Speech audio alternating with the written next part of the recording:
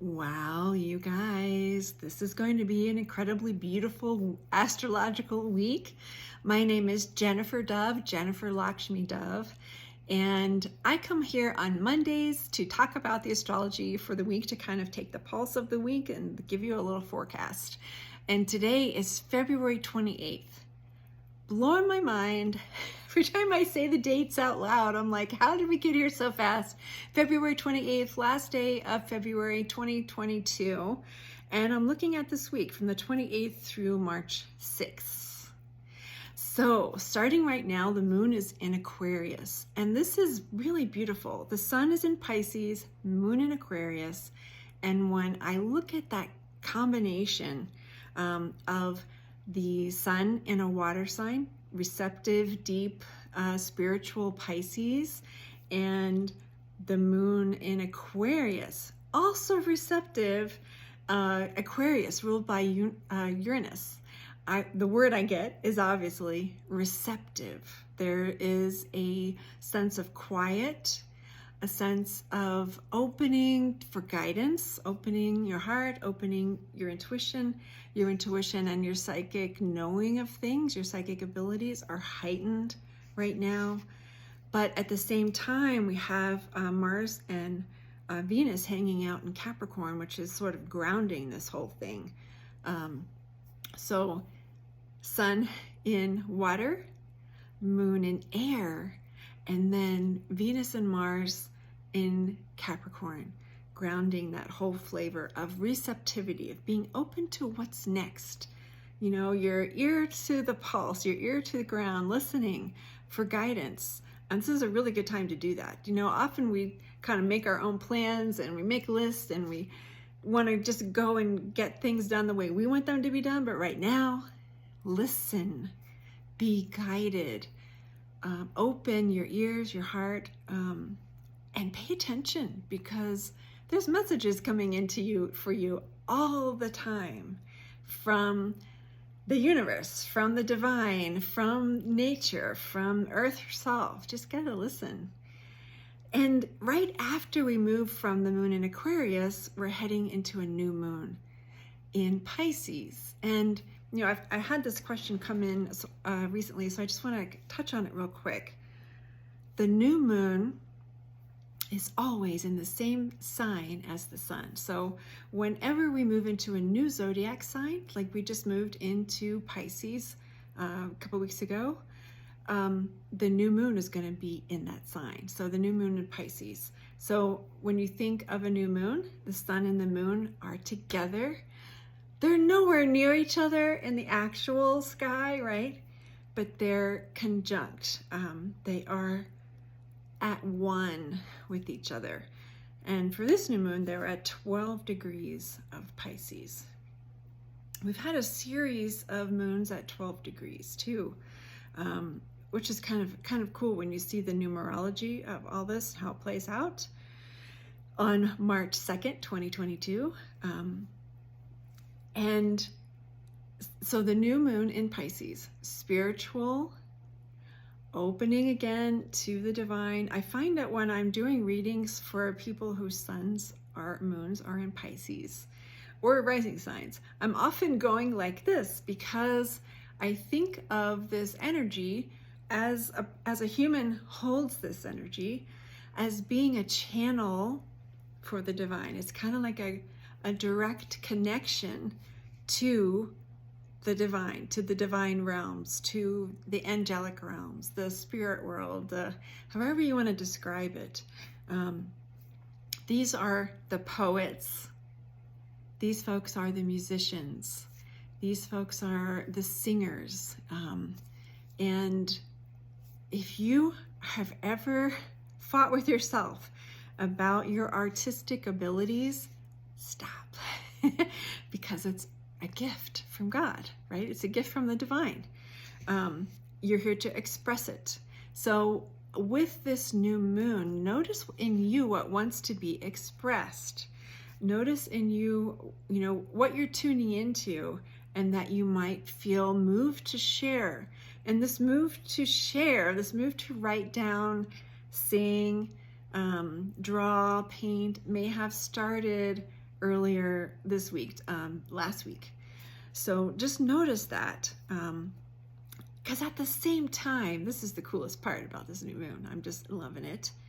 The same time that the sun and moon are in Pisces together on March the 2nd, we also have Jupiter and Neptune in Pisces as well, making a stellium. A stellium is when you have 3 or more planets in a sign at the same time. So here we have 4. And what's kind of interesting about that is Neptune is the ruler of Pisces, and Jupiter used to be the ruler of Pisces. So now, before it was the ruler of, Jupiter, before it was the ruler of Sag, it was the ruler of Pisces. So these two flavors, Neptune, deep, receptive and dreamy, contemplative, prayerful, Neptune, quiet, depth, right? And Jupiter, expansive, joyful, playful, also rules your financial life, and expands on things. So with those two planets right on top of this new moon, it connected at one with this new moon, whatever you're expressing is enhanced, is elevated, is deeper at the same time. And so I really want to encourage you to consider your creativity and to consider prioritizing it. You know, we weren't put on earth to just work a job and come home, watch TV and go to bed and get up and do it again over and over again. I mean, that's fine. I love movies. I love interesting TV shows. I don't want to put down television or entertainment because those are Piscean things. And we are here to create. We're creative people. We're creating our life. We're creating our world. We're creating our surroundings, you know, and don't want to forget that part. So even if you are exhausted, and I think you probably are after this full moon in Leo that we had on, I think that was February 16th, which really shone, you know, Leo is ruled by the sun, shone a big light on the stuff that's in you that needs to go. And by stuff, I mean especially thought patterns, behavior patterns, things that are kind of, you know, under the surface that maybe you weren't even conscious of. Once that light gets shown on those patterns, you can't go back to doing them with any form of comfort. So notice now what wants to express. It's probably connected to what came to light with that full moon. And honor it, write it down. No editing, first draft level, you know, nobody ever writes a complete final draft when they sit down to write something for the first time. So let it out. Same with writing music or painting a painting, or drawing a drawing. Like, it's no editing. I think I'm saying that because someone needs to hear this, to not try to start at the end. You want to start the beginning of an expression and follow it forward. And then once you complete, when it feels complete, you can go back and edit it, add new color, add new sound, add new words to your poem or to your story.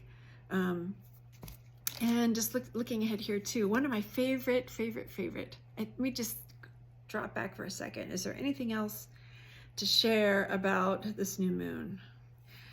Just that it is also, new moons are about beginnings and about intentions. And so you kind of want to use this energy to intend what you want for the month, to step out onto a new beginning. And that totally lines up with what I was just saying about your creativity and honoring it. And then comes later in the week, I'm pretty sure it's Friday, I don't have the calendar right in front of me, I should, is March 4th. I just love that date.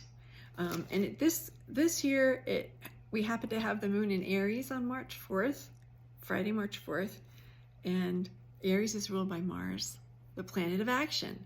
So right after this new moon, this deeply soft, receptive, open-hearted, open to the divine, channeling, your spirituality and your creativity. After we have that experience, the moon moves into Aries on March 4th, and it is time to march forth. I love a metaphor, I love a pun, to march forth with this stuff you're making, your creativity, your desires, and take action on them. Because just having a dream is not enough. I mean, it's enough, but if you want to realize and experience the dream, you have to take action. And the first day of that is March 4th. So cool. And the other thing that's happening, you may be feeling this too, depending on where you live, is spring is on the way, right? So notice that in your life, notice that inside of you, and honor that, celebrate that.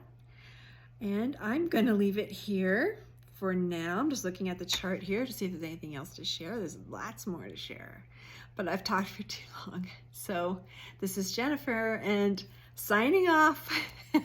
Have a fabulous week. Report back, please. Let me know how this resonates for you.